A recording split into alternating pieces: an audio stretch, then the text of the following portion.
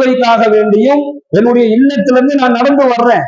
நான் என்ன விருப்பப்படுறேன் அப்படின்னு சொன்னா அல்லாஹ்விடத்துல என்னுடைய கால் சுவடுகளுக்கு ஒரு சுவடுக்கும் நன்மைகள் பதியப்பட வேண்டும் என்பதாக அல்லாஹ்விடத்துல நான் விரும்புகிறேன் என்பதாக அந்த சஹாபி சொல்றாரு. சொன்ன உடனே ஸல்லல்லாஹு அலைஹி வஸல்லம் அன்னவர்கள் அந்த அன்சாரி சஹாபியை பார்த்து சிரிச்சுக்கிட்டே சொன்னாங்க, நீங்கள் எதிர்பார்த்த நன்மை உங்களுக்கு உண்டு என்பதாக ஸல்லல்லாஹு அலைஹி வஸல்லம் அன்னவர்கள் பதிலளித்து அனுப்பி வைக்கிறாங்க. இப்ப கண்ணியமிக்க அல்லாஹ்வின் நல்லடியார்களே, சகோதரர்களே, தொழுகையே நன்மையை தந்துரும். தொழுகையே நமக்கு நன்மையை தந்துரும்.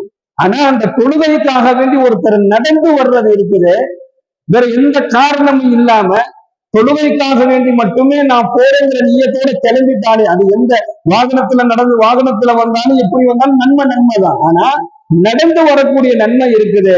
நாம் எட்டு வைக்கக்கூடிய அந்த காலடி சுவடுகள், ஒவ்வொரு சுவடு